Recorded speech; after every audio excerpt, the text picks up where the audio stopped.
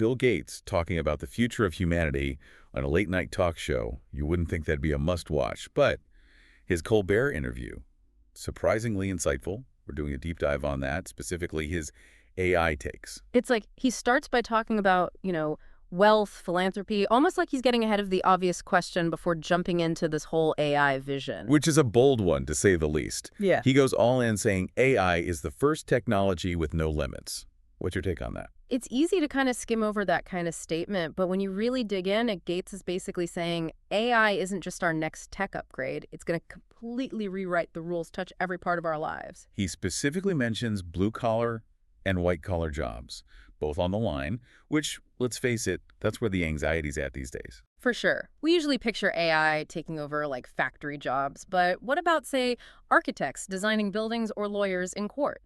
If AI can analyze, learn, and actually make choices based on data, the possibilities are, well, limitless. We're not just talking faster cars or fancier phones here. We're talking about work, life, even how we think, fundamentally changing. Exactly. And the speed of it all, it's unlike anything we've seen. Think Industrial Revolution, but instead of decades to reshake things, AI could be much faster, much broader in its impact. Okay, that's a lot to take in.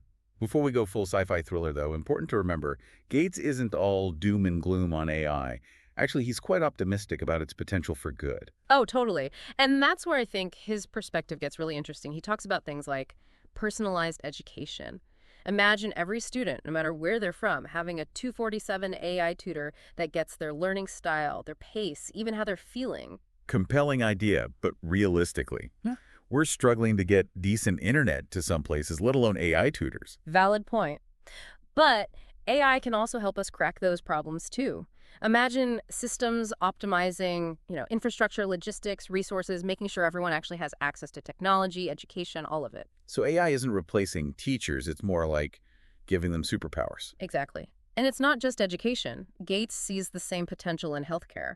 AI could assist doctors in remote areas, diagnose diseases incredibly accurately, even create personalized treatments. It's like having the best medical minds in your back pocket no matter where you are. Precisely. That's the future Gates is painting, one where AI helps us bridge gaps, not make them wider. Powerful stuff, but it also makes you think about the human element. Colbert picked up on that in the interview too, even brought up the movie Her, where the guy falls for his AI. Is it enough to have AI that's just efficient, smart, or do we need it to be more human? It's the million-dollar question, isn't it? Can we actually build AI that doesn't just solve our problems, but gets our emotion, our need to connect, all the messy human stuff? Or do we lean on AI so much for being, well, efficient, that we forget all the human stuff matters in the first place? It's a fine line, for sure. We need to harness AI's power, but protect what makes us human, too. Which leads to another fascinating point. Gates made AI as that constant tutor, even a mental health tool. Imagine having that kind of support, 24/7. That could be huge, especially for people who can't access traditional therapy or educational support easily. The potential's undeniable. A student struggling with a math problem at 2 in the morning, someone having a panic attack in the middle of the night, instant AI support could be life-changing. It could, but it also feels a little impersonal. Like, can an algorithm really get empathy, get what it means to be understood by another person? That's the core issue, right? It gets at the ethics of it all. How do we build these AI systems responsibly, with human well-being at the center? How do we balance AI's convenience with the fact that human connection, that's irreplaceable? And here's where Gates' own AI experience gets really interesting. He's talked about this mind-blowing moment when he first encountered ChatGPT. You don't hear someone like Bill Gates awestruck by tech very often. What was it about ChatGPT that really got to him? Well, you got to remember, right? ChatGPT, it was impressive, sure, but it wasn't like some out-of-nowhere AI. It was years and years of research development, specifically natural language processing. I think what surprised Gates was how suddenly it became so fluent, so coherent. Like ChatGPT proved AI could go beyond just processing data. It could actually create text, human-quality text that felt almost, well, human. So less about the tech itself, more like, whoa, it got this good this fast. Exactly. We knew AI was getting good with language. But then ChatGPT shows up, smooth as silk, writing poetry, scripts. Wow. Even for Gates, a guy at the forefront of tech, it was a hold on, this is really happening kind of moment. Okay, yeah, I can see the mind-blowing part, even for a tech titan.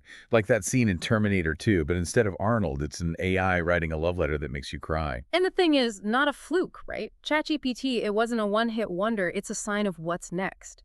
We're in this exponential growth phase with AI, meaning the speed of development is, well, it's mind-boggling. So those sci-fi flicks where robots go sentient overnight, maybe not so far-fetched after all. Hold your horses, let's not go full Skynet just yet.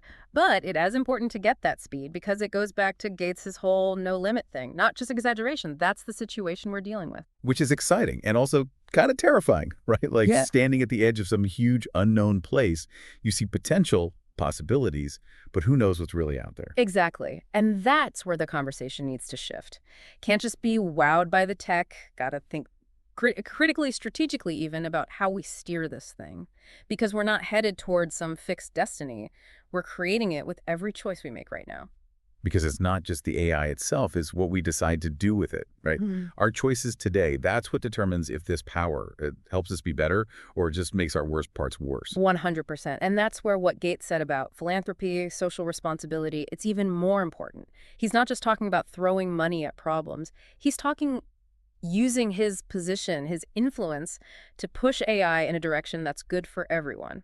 Like he's saying, look, this is happening whether we want it to or not, so instead of hiding or freaking out about dystopias, let's figure out how to make this work for humanity. And that's a message that matters way beyond Silicon Valley. It's for the policymakers, the teachers, the people in charge, anyone who cares about what's next. Get in on this conversation, help shape what AI means ethically, societally. Because if we don't, who will?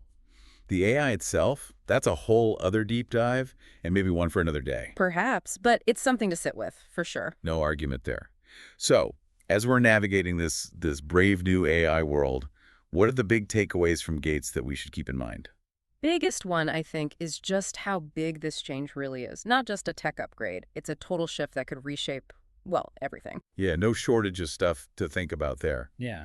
But it's not all doom and gloom, right? There's huge potential for good here, too. Oh, absolutely. Personalized education, healthcare that's actually accessible, solutions to problems we've been struggling with forever. It's all possible if we use AI's power the right way. Like Gates is saying, lean into the challenge. See the chance not just for things to be different, but to be better. Don't shy away from the tough questions. Embrace them, wrestle with them, so we build the future we actually want. Exactly. And remember, the future of AI, it's not set in stone. We're creating it together with every choice we make, every action we take. So for the average person, not a billionaire, just trying to wrap their head around all this, what does that actually look like? It means stay informed. The more you get AI, what it can do, how it might affect us, the better prepared you are to be part of these conversations that matter. Don't fear the robots, understand the robot. Exactly. And don't be afraid to ask those hard questions. Challenge what you think you know. Demand they make this stuff transparent. Support the folks out there trying to make sure AI is built right, used right. And maybe, just maybe, keep a little bit of that wonder alive along the way. Absolutely. Because for all the what ifs, AI is a huge opportunity. A chance to solve big problems, unleash creativity, innovate in ways we haven't even imagined, and maybe even, learn a little something about ourselves along the way. Couldn't have said it better myself. Thanks for walking us through all this. It's a lot to take in. And to you, listening, thanks for joining us on this deep dive into Bill Gates' vision of the future, AI and all.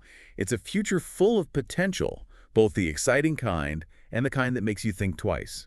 And it's up to all of us to make sure we build it right. So we've covered a lot of ground here, from the economic implications of AI to the potential for both incredible advancements and unanticipated consequences.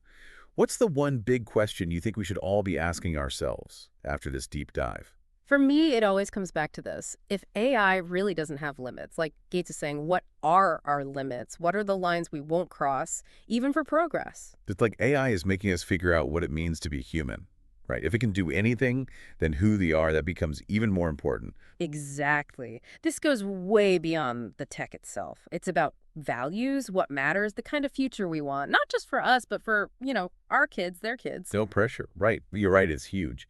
If Bill Gates, a guy who's built his life on tech, is saying, hey, think about this stuff, we should probably listen. No question. And it's not about saying no to progress or becoming, anti-tech. It's about approaching AI with, some excitement, but also some caution, making sure we're still in charge of our own future, even as we're making machines that can learn, change, even maybe be better than us at some things. So where do we go from here? What can, normal people do to actually shape AI for the better? First thing, stay in the loop. The more you understand AI, what it's doing, how it might change things, the better you can be part of the conversation. Don't fear the robots, get to know the robots. Exactly. And ask the hard questions. Don't just assume what you hear is true. Demand they show us how this stuff works. Support the groups out there who are trying to make sure AI is built ethically, used ethically. And hey, maybe keep a little of that wonder too, right? For sure. Because even with all the unknowns, AI is a huge opportunity to fix things that are broken, be more creative, innovate in ways we haven't even thought of, and yeah, maybe even figure out a little more about who we are along the way. Couldn't say it better myself. Really appreciate you breaking all this down. It's a lot to take in. And to everyone listening, thanks for joining us on this deep dive into Bill Gates' AI-powered future. It's a future full of potential, good and maybe not so good. And it's on us to build it right.